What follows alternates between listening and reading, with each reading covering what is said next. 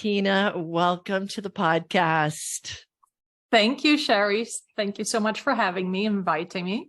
My pleasure. And for those of you in our listening audience, Tina and I have a lot of fun every Wednesday. We're in an improv group together. And so this is super fun to be able to do this here today. So thanks for being here. All right. Right out of the gate, I'm going to ask you this question. When was the day, if you know a day, that you knew it was time to say goodbye to corporate America and to start doing your own thing? And that's a great question. So I worked in corporate America. I worked in a little inky-dinky startup that grew. I helped them grow into a huge company. And I was the primary driver for bringing in marketers. So I did have a lot to do with that. And every year, every Christmas, I said to them, I walked in there to their office, to the two partners. I said every year, are you going to make me partner this year? And every year they said no, for 10 years. Wow. And after 10 years, now, granted, some people say, what's the reason behind this and all of this? But granted, they had 7 partners and it was a chaos. And they didn't take on any other new partners either. So I don't think that it was anything against me, but who knows? Anyways. And let me ask you this. What kept you there for 10 years? What stopped you from quitting the day job, as they say? Yeah. So the thing is that I started there as an unpaid intern. It was a brand new startup. They had less than 100 million under management. The president of the company and the CEO and president, they worked very closely together. I think that they were equal partners, but the president, he took me under his wings. So he taught me everything about finance. And he said to me, he said, if you come and work he actually poached me from the person who hired me there initially. What are you going to do? But he said, I will teach you everything that you ever need to know about investments and finance and how to deal with clients and how to grow this company as if you work with me. And he was really, truly so generous with his expertise and teaching me. He spent some time during the day, every single day, sitting down, either me in his office or he in my office, doing some teaching. And he was just such a fantastic mentor that I just loved it. Gotcha. If you had asked me half a year before I left, I would have said, I'm going to be here until I retire. Wow. And so what was that catapult? I mean, and for those that are listening to the podcast today that maybe might have been thinking about it, but stop, and like, what finally said, I'm out of here? What happened? And it wasn't really like that. Okay. So in this case, what happened was that the CEO, who was not my mentor, he said, you know what? I have a better idea. Instead of us making you a partner, why don't you get a non-competing product? You can continue to work here, grow your business, do your own thing. And then once your company has grown to be large enough, then you can go out on your own. Wow. So he was a true mentor and coach to you. It was actually the CEO who came up with this idea. And then that didn't turn out so well. So so I started my own company. I knew it sounded too good to be true, right? Right, yeah. So I started my own company, and then we raised $50 million in the first dollars in the first few months. And then they said, well, we're going to charge you rent for using your office. And I'm like, but I'm working for you. You can't charge me rent. So so we just left. And at that time, I had already hired 3 people to start this new startup firm because I had to continue work for my own old firm. And yeah, it was a little bit of chaotic. So that's how I started my own company. And we basically just one day just got up and left. One day just got up and left. Now you were based in New York City at that time as well? Yes. Yeah. Yes. I've been there since 94. Sorry. Since 94. Mm-hmm. Wow. And so how was it that day that you left? Were you so sure of yourself at that point? Were you scared? Like, what was happening? Yeah, no, at that point we had raised $50 million. So we had a sustainable business.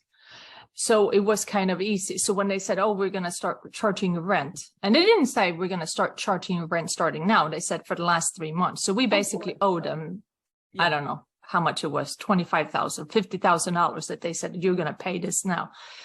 And I said, well, let's just move. So we moved. Yeah, but that's not the business that I'm in now. Okay. So then what happened? What was the progression that happened in your entrepreneurial journey? Yeah. So I started that firm and we did very well until the financial crisis, and actually beyond the financial crisis. But then we started noticing in 2012 around then that the young demographic, they no longer wanted to get on the phone. They didn't want to speak with anyone. They don't want personal advice, which is what we pride ourselves in. So we had this in the back of our head that something is going to change with robo trading and fintech and all of this. So something is going to change. So our business is going to change. So we had that in mind. And at the same time, we had been involved, or we had owned a co-op, which is an HOA in New York City. They're called a co-op. Okay. And we had owned it for a few years, but we never really paid attention. And around that same time, we get a letter in the mail saying that they were increasing their maintenance again by 5%. Now, no inflation at the time, by 5%. And we started questioning, and we went like, why is the maintenance going up 5%? And then we looked at the historical data, and it had gone up by 5% every year for 10 years in a row. And we said, if it's only supposed to cover the costs, why is it going up so much? That doesn't even make sense to us. So we actually spoke with some neighbors, and they had the same concern. So we organized a coup, and we took over the board. Yes. So we took over the co-op. I hear something board. like that's trying to happen in Washington, D.C. right now. It happens all over the place. Yes, it does. Even in our inky-dinky little building. So we took over the board, yes. So we took over the board. Look, not to interrupt you, but as I have heard and understand it, co-ops in New York, as opposed to HOAs that we might be used to out here in the West, there's a lot more complexity to them, correct? Just because of the size of buildings, is that true? I don't think so.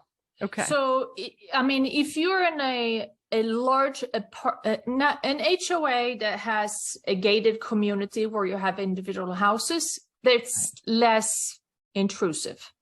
But in an apartment building, and I don't know if they have condos or HOAs in Denver or Boulder that are apartment buildings. But if it's an apartment building, if it's in Chicago or Miami, it doesn't matter. They're all complex. Got it. They're a very small business. So they have a budget of, let's say, $3 million a year. That's the total cost of the building, of running the building. But they have so many they have all of those shareholders to speak with, right? And then they have unions and staff and this and that and whatever. Wow. So and building codes. So it becomes very complex. Complex, yes. As opposed to a business of the same size, they have almost a $3 million business, a regular business like a consulting firm. I mean, it's no complications. It's very straightforward. Gotcha. So yeah. So you took over that. And then how did this become, like, did you one day again wake up and go, oh, I want to do this all the time? Yeah. So what we did was that, so they have a new board. I was not on the board. My husband was on the board. He's still on the board, actually, because he is more, shall we say, diplomatic than me. We need one of those in our pocket. Yes. Yes, we do. So he was on the board, but the new board, they didn't know anything about buildings. I didn't know anything about buildings. So they asked me, they said, well, you're a financial advisor. You know this stuff. Why don't you try to figure out how to save us money? So what I did was that I did what I know from analyzing businesses in my background in finance. I went out and I got the financial statements from many other buildings. So I had something to compare to, because I didn't know at the time if $10,000 for a particular service was high, was it low, was it just normal? I didn't know. So I got all of this data and we made some phone calls, eliminated some services and got rid of some services that were paid for more than once with 2 different vendors. And we were able to save the building $340,000 over the first 3 years. Wow. And that, my friend, was the bright, shiny object. that was the bright, shiny object. Yes. And I so said, then did you jump into it full on, or did you? Yes. It was a side hustle initially. We said, Okay. you know what? We think that this is needed. And so we hung up shingles and we said, let's start this business. So we started. We still had our finance business, right? Which was providing us with what we needed. And we started this business. And then in 2019, all of a sudden, from networking and stuff, all of a sudden in 2019, it started taking off. So it became our primary business, which was very good because the finance business was declining because of the nature of how it operates and of demographics, basically. Got it. And did you end up shutting that down? When did you? It's still active, but it's basically family and friends. Gotcha. Mm-hmm. Gotcha. Mm-hmm. Cool. All right. So, and as you've I'm sure you've had some ups and downs, as we all have in our businesses, right? What did you find were the things that tripped you up in this new business, which is now called the Folsom Group? Yeah, the Folsom Group. So because it was a side business in the beginning, it was okay that revenue was like this. Yeah. Right. Which is not the case. If you and for those of you just listening, she just did a little roller coaster right there. Yeah. Yeah. And I mean, you can't live with that. If you quit your job completely and have nothing else and not enough savings, then you can't do that. Right. So we were lucky in that way. And then, initially, so let's say 2019, it started growing and we wanted to have a better presence. But 2 people, so we're 2 partners and we outsource a lot, but we are the idea generators behind this entire business. And it's all word of mouth, referral business. We're out networking a lot and we network more than anybody I know. And so are you educating other co-ops? Are you managing? Like what is the primary essence of your business? Oh, sorry. Yeah. So we consult co-op and condo board members on how to reduce their expenses or how to plan and project manage certain projects. So they have a leaky roof. They need a new roof. Where do they start? So either they have already started and their property manager has bids for them. We will counter bid those and get a lower bid, or renegotiate the existing bids so that they pay less for them. So we just renegotiated a facade repair. It's a fairly big job and it's 1.7 million, and we provided them with a bid for 1.1 million. Wow. Yeah. So when it comes to projects, it's normally very substantial savings. All buildings have an insurance. All apartment buildings have insurance. They have various insurances, actually. We very often renegotiate those for a 40, 50, 60% below the price that their renewal quote is quoted at. So big numbers. We typically save them about 5 to 10% of their total budget. Fantastic. Yeah. Well, and I know through all of these journeys, you have just written a book. I did. And tell us about that. So I wrote a book. It's called Living the High Life, How Smart Co-op and Condo Owners Protect Themselves and Their Investment. And the way that what was your driving force? What was your driving force behind writing this book and getting it out into the world? So a few things, actually. Going back to 2020, so 2019 we started growing, and there's just two brains behind us and ideas. And I have been wanting to work with a coach for a long time, and I never got around to it. Either I was too busy or I didn't pay. I don't know. And I mean, you look at all of these sports athletes, they would never make the team if they didn't have a coach. So I have no idea why I thought that I could do this without a coach. Because you're an entrepreneur, and many entrepreneurs, as I know well, think, oh, I could do this. I could do it, or sometimes even as women, I feel like we tend to think, oh, if I can't do it myself, then I'm not stepping up to the plate enough, as opposed to asking for help. Yeah. And that could be. Yeah. Mm-hmm. You're spot on here. So what happened was in March of 2020, when, as you know, we all were told that we had to stay at home. And I said to my husband, I can stay here and chit chat with you all day, or I can hire a coach. He said, hire a coach. So I hired a coach, or I joined a group coaching program. And it's been fantastic. And I'm still working with her. So she has all kinds of area of coaching. And one of the first things that she told me was that, oh, you have to be more active on LinkedIn. I said, how do I do that? She said, you hire a LinkedIn coach. Then I hired a LinkedIn coach. He said, you need to do video. I said, how do I do that? He said, hire a speaking coach. Which is how we met. Yeah, exactly. Right. Yeah. So, but my main coach, she said to me, I want you to put a plant in your head here, and I want you to be out speaking on stages. And I said, yes, I can do that. And that's another reason why I hired Meredith, or joined this improv class that we're in. Right. Because what was the reasoning behind that? Because she wanted me to be out there, be visible, be able to grow, be able to be seen, be able to get more traction, more. And were you doing this through the pandemic? I started in March of 2020. Yeah. Right. A good time to start a speaking career.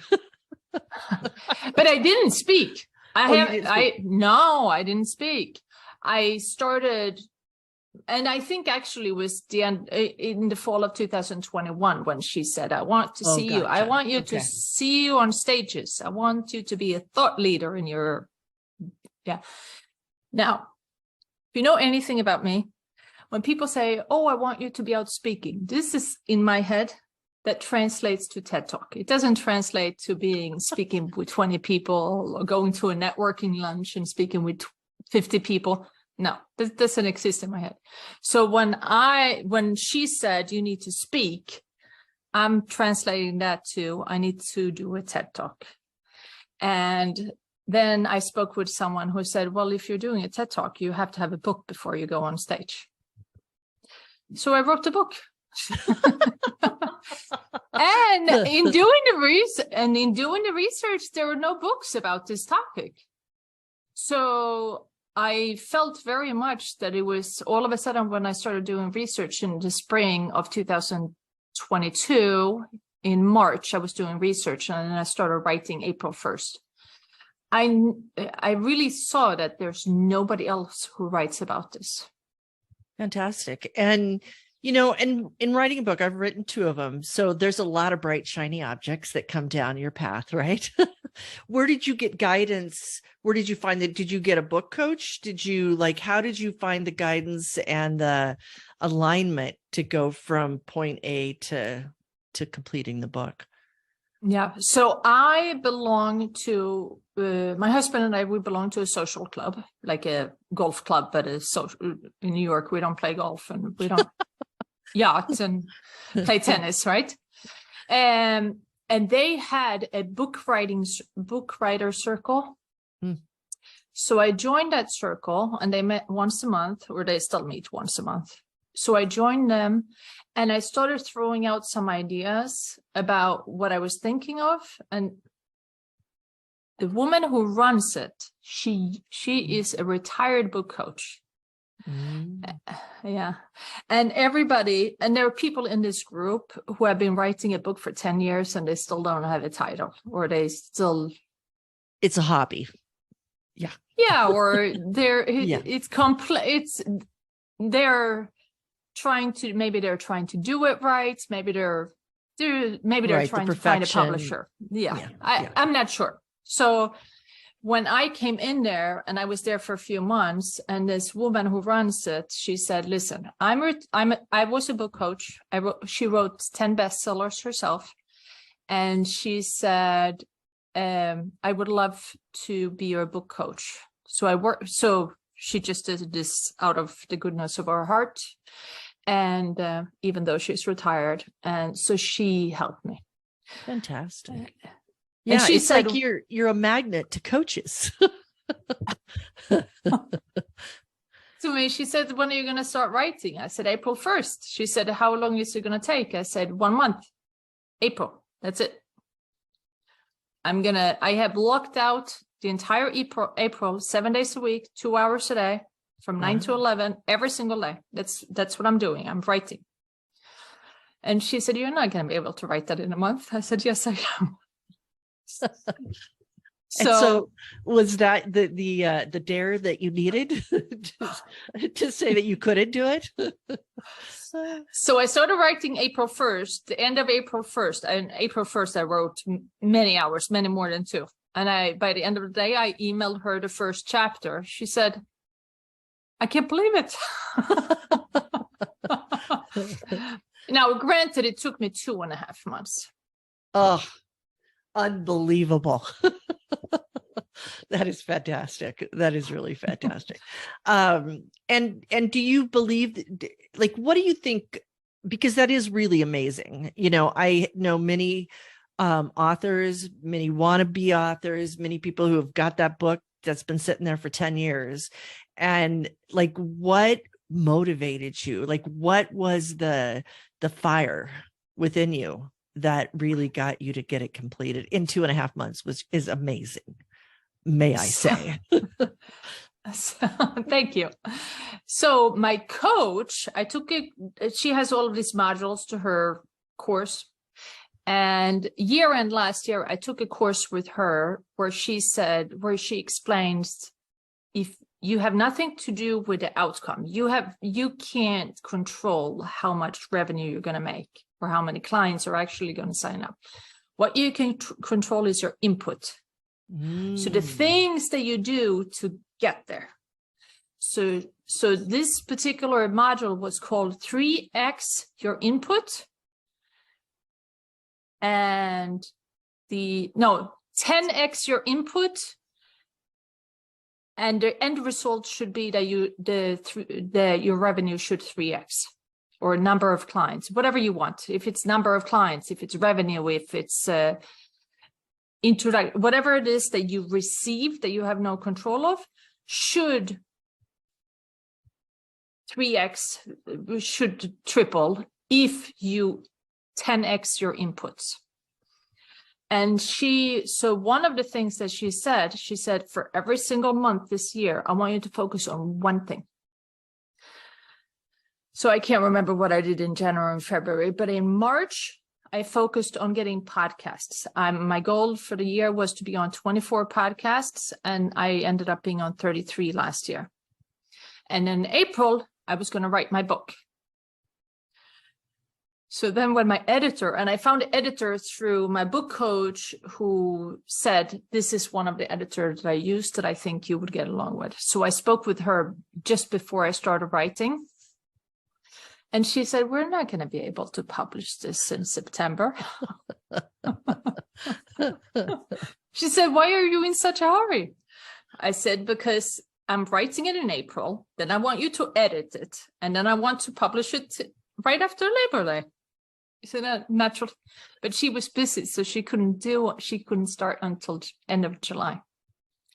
So it didn't come out until October 5th. You know, this is so funny because knowing you and being in the improv group with you and seeing the book, I had no idea. I thought you had been working on this for years, and no, boom, it was a new thing. Wow. Fantastic. No. What If you has asked me, if you asked me 1 year ago, you were going to write a book, I would say, I don't think so.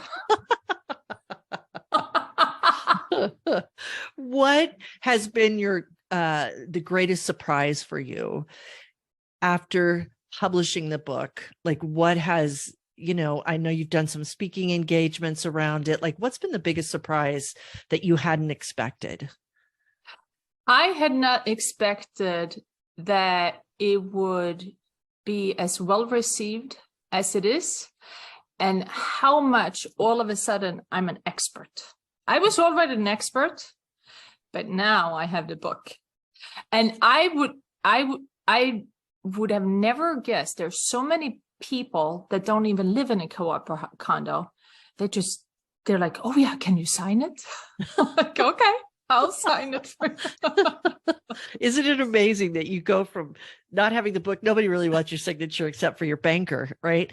But until all of a sudden everybody wants your signature. Yes, no, yeah. I highly recommend writing a book.